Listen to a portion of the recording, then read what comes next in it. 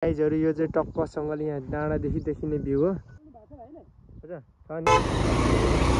बाटै यस्तै छ हो क्या, त्यही भएर पनि हो। अब यो बवालै छ, बवालै भइरहेछ भनौँ कि गाइजहरु। अन्त माहौल पनि यस्तै छ, बिहान बिहानैको घाम लागिरहेछ गाइजहरु। यस्तो घाममा चाहिँ हिँड्नु मलाई बेस्ट रमाइलो लाग्छ क्या बिहान बिहानै। अब अरू भन्दा अनि निकै माथि पर्छ नि त यो बारा पनि, अन्त भवालै हुन्छ क्या। 220मा हो अहिले चाहिँ, बाइकको 220 हिजोदेखिको मैले कुदाइरहेको छु। मेरो बाइक चाहिँ ग्यारेजमा छ गाइजहरु। अब सायद भोलितिर निकाल्छु होला ग्यारेजदेखि।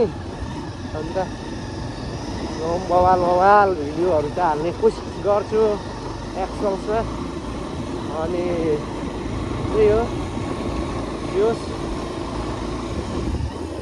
रमाइलो छ गाइजहरु। यतातिर पनि बाटो पहिला यति हिलो थियो कि को, अहिले चाहिँ जोस ठिकै रहेछ क्या। अन्त बाटोको हालत यस्तो छ, लामो खुट्टा छ। पारी पारी बार लगाइदिएर बाइक चाहिँ लडाउँदिनँ म।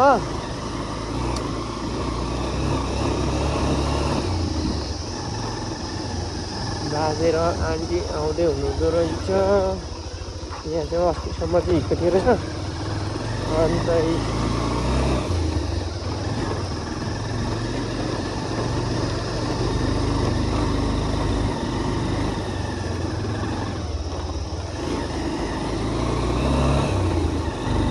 यो गाईघाट जाने बोलेरो रहेछ गाइजहरु। अन्त यस्तो बवाल मौसम छ कि बिहान टक्क घाम लागिरहेछ हो। अन्त यस्तै छ। यो चाहिँ राईचोक भन्छ, पहिले चाहिँ कटुवाल भन्ज्याङ या केही भन्थ्यो, आजभोलि चाहिँ राईचोक भन्छ गाइजहरु।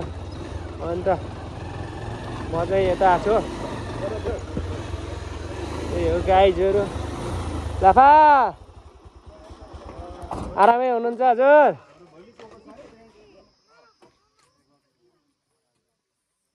कता हिँड्नु हो लाफा?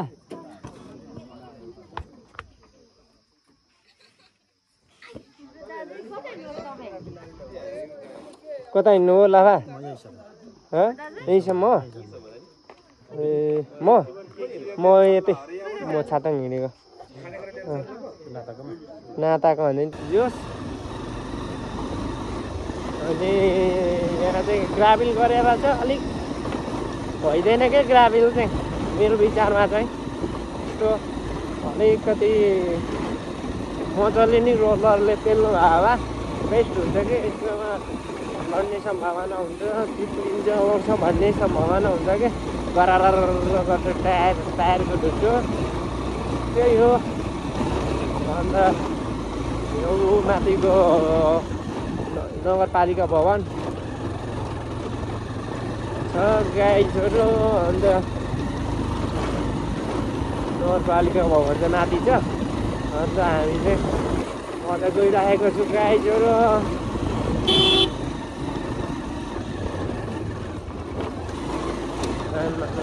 उफार्दैन कि, यस्तो उफार्छ कि।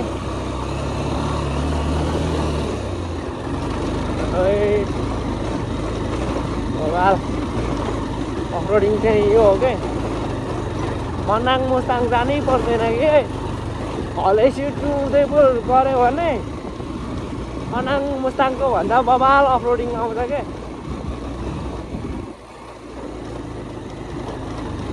फेरि हो गाइजहरु, यो बाटो चाहिँ गाईघाटको हाइवे हो यताको लागि चाहिँ। यता चाहिँ हाम्रोतिर चाहिँ बसहरू चल्छ, तर यता चाहिँ बुलेरोहरू चल्छ क्या। अन्त यहाँ नजिक पहिला ग्यारेज थियो, ग्यारेजको आज अलि साइड छैन होला अहिले।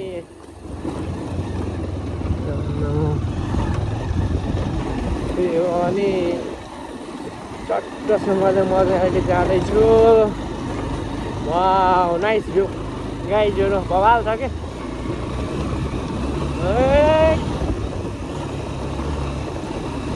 फोन चाहिँ बवाल छ के। बाइक चाहिँ पुरानै होइन, बुढोले बनाएको गर्छ नि त। बाइक बनाएर 2-4 लाख सकिसक्यो भन्छ बुढो। 1 वर्ष भएको छैन किनेको। खाल्टाबाट सब त्यही हो अब। अनि रोड चाहिँ यस्तो छ क्या वा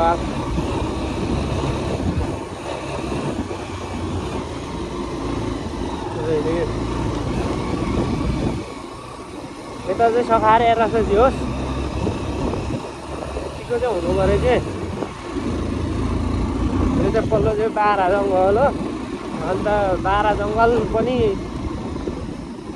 खत्रै छ कि लाली गुराँस पाउने ठाउँ घुम्नु।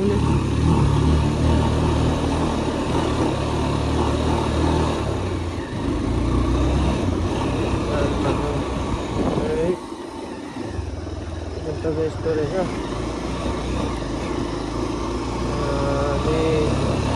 त्यही हो गाईजोरो म चाहिँ भेना त लिनु गइरहेको छु। भेना पनि उताबाट आउँदैछु भन्दै हुन्थ्यो भान्सी लिइरह्यौँ भनेर हिजो हामी खा। अन्त त्यस्तै हो नि अब रातिको विषयमा अलिक ठिकै हुनुहुन्छ भने भोलि जाउन त भन्ने सल्लाह हो। अनि आज आइयो दाइहरूको घरमा बसेर अब। अनि त्यो बुलेरो बेस्ट हुँदो रहेछ क्या अफरोडको लागि चाहिँ। अब आफ्नो त छैन त्यही नि यसो हेर्दाखेरि पाहाडको 220 एक्सबक्स भने जस्तो 220ले चाहिँ अलिकति समस्या हुँदो रहेछ क्या।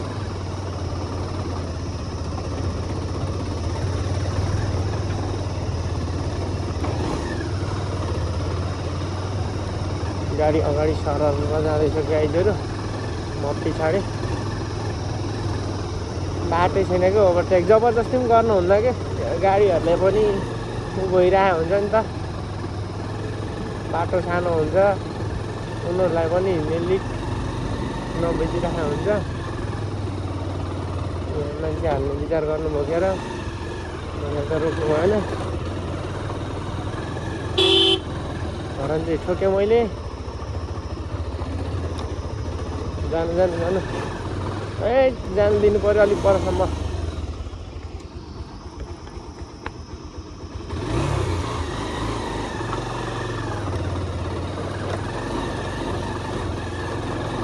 टुटन्डी हामीले चाहिँ बेसी नै उखाल्दो रहेछ क्या यस्तोमा चाहिँ। अफरोडमा चाहिँ एक्सल भन्ने चाहिँ उखालेको चाहिँ थाहै नहुने के नहिन्छ। त्यही हो गाइजहरू अब चाहिँ छोड्दै दाइ भन्नु पऱ्यो।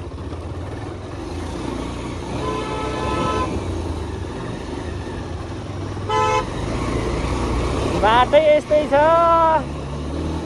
के गर्नु। जाँदा भन्नु आइयो होस्। मैले पनि उहाँ हरन नबजाएर होला यहाँ आएपछि अलिक ठुलो ठाउँ हो चट्ट छोडिदिनु हो कि दाइले। अनि अहिले बाराको जङ्गलभित्र चाहिँ के हो पहिला चाहिँ हामी मेरो ठुलो बुवाको ससुराली गाउँ पनि यही बाटो जान्छ नि त छाताङ नै हो।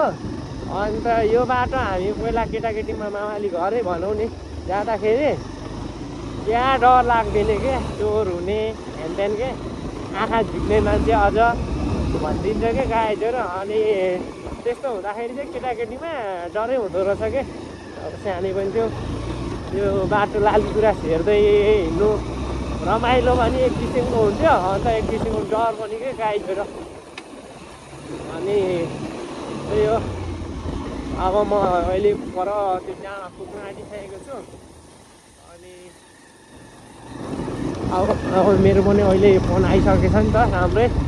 अब प्रायः म यताउति हिँडेँ भने भ्लगहरू चाहिँ चलोस् नचलोस् कन्टिन्यू हाल्ने प्रयास गर्छु। सबैले माया गरिदिनु होला। अब हामी पनि खत्रै भ्लगर बन्नु सोच छ क्या सपना। खत्रै त के भन्नु यसो गाउँ बस्तीका अब जाने त विदेशी हो सबैजना होइन।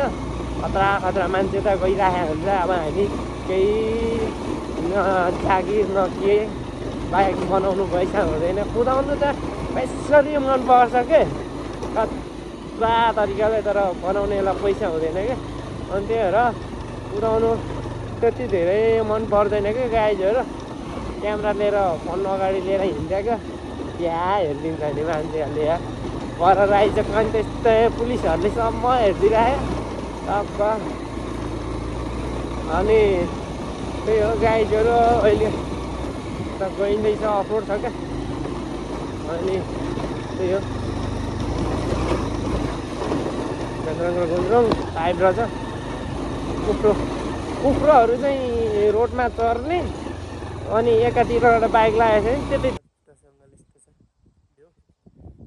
त्यही हो यो पारि देखिने चाहिँ लिम्चुङबुङ भवन हिमालहरू टक्क बबाल देखिरहेको छ गाइजहरू जोस अनि यता भ्यू टावर पर भ्यू टावर उहाँ देखिरहेको छ एभरेस्ट भ्यू टावर होइन पर के अरे त्यो गाइजहरू म चाहिँ अहिले यहाँ आएर टक्कसँगले भ्यू देखाउँदैछु तपाईँहरूलाई जुम गरी पनि देखाउँदैछु यो ठुलो भवन चाहिँ लिम्चुङबुङ भवन अनि यता तलतिर स्कुलहरू यो पहेँलो पहेँलो देखेको परको डाँडाहरू त्यो गाइजहरू बवाल छ कि यता पनि लिम्चुङबुङ पनि यता यो बाह्र जङ्गल हो पहिलातिर चाहिँ प्लास्टिक जङ्गल थियो त्यही हो भेरी नाइस होइन तलबाट लगिदिनु पर्ने रहेछ भिर रहेछ तलबाट आमात पनि गर्नुहुन्न क्या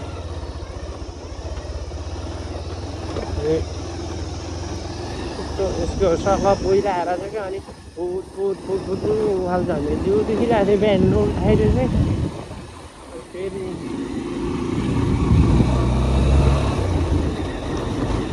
जति बटाएर उति बटाएर मन लाग्छ क्या बाइकहरू चाहिँ के भए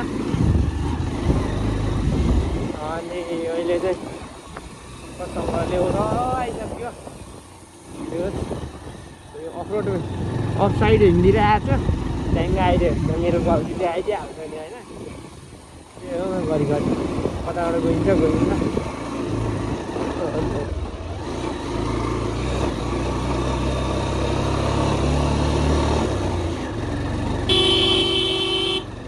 हर्न चाहिँ बजाउनु पर्छ क्या टर्निङमा गाइजहरू आमा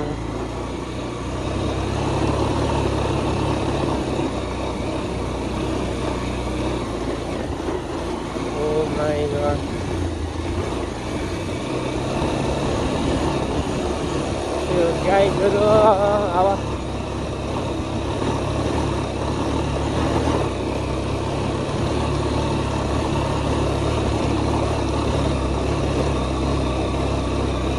यहाँ यो माथिल्लो बाटो चाहिँ ऊ जान्छ कि भ्यू टावर यताको आमामा सानो फुटफुट फ्याले छैन यार